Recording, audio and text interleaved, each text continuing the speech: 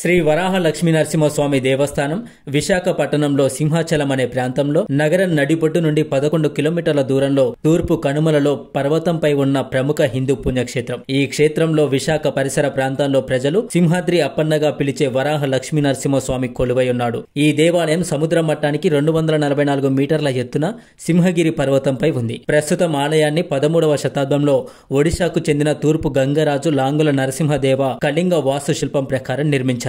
మరియు 1268లో అతని కుమారుడు భానుదేవ చేత ప్రతిష్ఠించబడింది. ఇది దక్షిణ భారతదేశంలోని ముఖ్యమైన వైష్ణవ పుణ్యక్షేత్రాలలో ఒకటి. తిరుపతి తర్వాత అత్యధిక ఆదాయం కలిగిన దేవాలయంగా గుర్తింపు పొందింది. సంవత్సరానికి కేవలం 12 గంటలు మాత్రమే ఈ దేవుని నిజరూప దర్శనం భక్తులకు లభిస్తుంది. మిగిలిన సమయంలో ఈ విగ్రహం చందనంతో కప్పబడి ఉంటుంది. నిజరూప దర్శన సమయాన్ని చందన యాత్ర లేదా చందనోత్సవం అని అంటారు. ఇది ప్రతి సంవత్సరం వైశాఖ మాసం శుద్ధ తదియ నాడు అంటే మే నెలలో వస్తుంది. సింహాచలం చరిత్ర ఆధారాలతో సహా 11వ శతాబ్దం వరకు కనిపిస్తుంది. కానీ భారత ఇతిహాసాల ప్రకారం ఇది ఇంకా పురాతనమైనదనే చెప్పవచ్చు. సింహాచలం అంటే సింహం పర్వతం అని అర్థం. ఇక్కడ శ్రీ మహావిష్ణువు దశావతారాలలో 4వదైన లక్ష్మీ నరసింహస్వామి అవతార మూర్తిగా వెలిశాడు. ఇతిహాసం ప్రకారం రాక్షసరాజు హిరణ్యకశిపుడు శ్రీ మహావిష్ణువుకు బద్ధ శత్రువు. తన కుమారుడైన ప్రహ్లాదుడు మాత్రం పుట్టుకతోనే విష్ణువు భక్తుడు.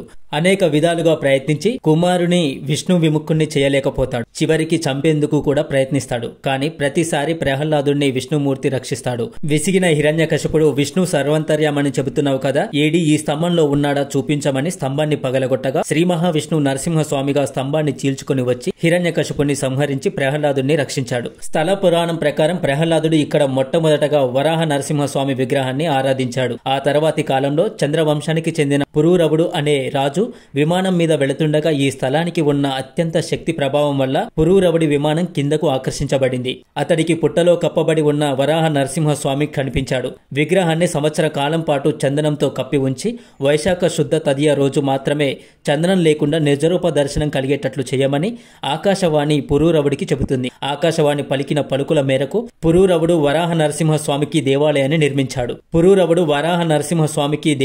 నిర్మించాడు. ఆ సాంప్రదాయం ఇప్పటికీ పాటించబడుతుంది. స్వామిలోని వేడిని చల్లార్చడానికి చందనంతో పూత పూస్తుంటారు. వరాహం నరుడు, సింహం రూపాలు కలిగిన ఈ నరసింహుని అవతార నిజరూపం వరాహం తల, సింహం తోక కలిగిన మనిషి శరీరంతో ఉంటుంది. మిగిలిన సమయంలో చందనం కప్పబడి లింగాకృతిలో స్వామివారి నిత్య రూపం ఉంటుంది. ప్రతి సంవత్సరం వచ్చే వైశాఖ శుద్ధ తదియ నాటికి చందనం తీసివేసి నిజరూప దర్శనం భక్తులకు కలగజేస్తుంటారు. సింహాచలం కొండల మధ్యలో దేవుని గుడి ఉంటుంది. సింహగిరి జల సమృద్ధి గల ప్రాంతం. ఈ కొండలపై సహజ సిద్ధమైన జలధారలు ఉన్నాయి. వీటిలోని కొన్ని Gangadhara, ఆకాశధార, చక్రధార, Madhavadhara.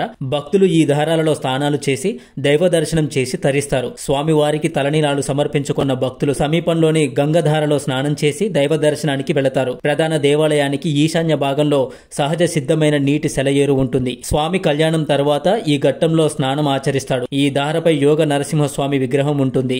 Thank you for watching this video. Please subscribe my channel. దయచేసి మీకు ఈ వీడియో నచ్చినట్లయితే లైక్ చేయండి, కమెంట్ చేయండి. మరొక మంచి వీడియోతో మీ ముందుకు వస్తుంటాను. అంతవరకు చూస్తూనే ఉండండి. ఇదేం కలియుగం ఛానల్.